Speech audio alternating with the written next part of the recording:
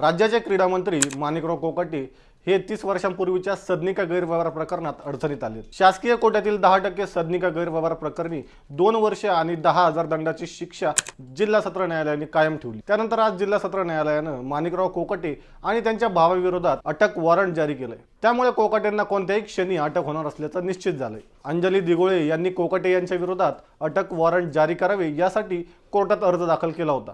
त्यावर नाशिक जिल्हा सत्र न्यायालयाने अटक वॉरंट जारी केलंय।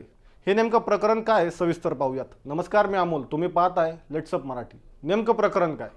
कोकाटे आणि त्यांचे भाऊ सुनील कोकाटे यांना मुख्यमंत्री कोट्यातून मिळालेल्या सदनिकांबाबत बनावट कागदपत्रे सादर करून त्या लाटल्या प्रकरणी नाशिक जिल्हा न्यायालयाने प्रत्येकी 2 वर्षांचा कारावास व 50,000 रुपयांचा दंड ठोठावला होता। या निकालानंतर अवघ्या 2 तासात त्यांना जामीन मंजूर झाल्यानं कोकाटे यांचं मंत्रिपद तात्काळ धोक्यात आलं नव्हतं।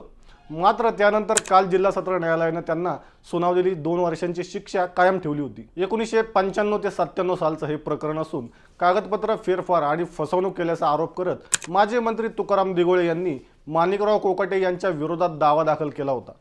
माणिकराव कोकाटे आणि त्यांचे बंधू सुनील कोकाटे यांनी शासनाकडून ज्या सदनिका मिळतात त्या सदनिका घेतल्या होत्या। त्यावेळी त्यांनी सांगितलेलं होतं की आमचं उत्पन्न कमी आहे, आम्हाला दुसरं घर नाही आहे, अशा स्वरूपाची माहिती त्यांनी दिलेली होती। त्या सदनिका त्यांना शासनाच्या माध्यमातून मिळालेल्या होत्या।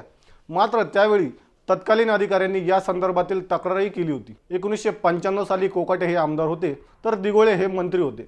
गेल्या अनेक वर्षांपासून दिघोळे आणि कोकाटे यांच्यामध्ये हा वाद सुरू होता। आता सध्या माणिकराव कोकाटे कॅबिनेट मंत्री आहेत, त्यामुळे विचार करावा अशी विनंती कोकाटे यांच्या वकिलांतर्फे न्यायालयात करण्यात आली। त्यावेळी न्यायालयाने स्पष्ट केले की न्यायालयापुढे सर्व लोक समान आहेत, मग तो सामान्य नागरिक असो, मंत्री असो किंवा कुणीही असो। तसेच स्वतः कोकाटे यांनी त्यांच्या बंधूंनी शरण जावं, पोलिसांनी त्यांना अटक करावी असे निर्देशही न्यायालयाकडून देण्यात आले। त्यामुळे आता कोकाटे बंधू स्वतःहून शरण येतात की त्यांना पोलिसांकडून अटक केली जाते हे पाहणं महत्त्वाचं ठरणार आहे। दरम्यान उपमुख्यमंत्री अजित पवार यांनी आजच्या भेटीत मुख्यमंत्री देवेंद्र फडणवीस यांना माणिकराव कोकाटे यांच्या प्रकरणाची माहिती दिली। त्यानंतर देवेंद्र फडणवीस यांनी माणिकराव कोकाटे यांच्या राजीनाम्याबाबतचा निर्णय तुम्हीच घ्या असं अजित पवारांना सांगितलं। तसेच माणिकराव कोकाटेंचं खातं कोणाला द्यायचं सांगा असा थेट प्रश्नही फडणवीस यांनी अजित पवारांना विचारल्याचं सांगितलं जातं।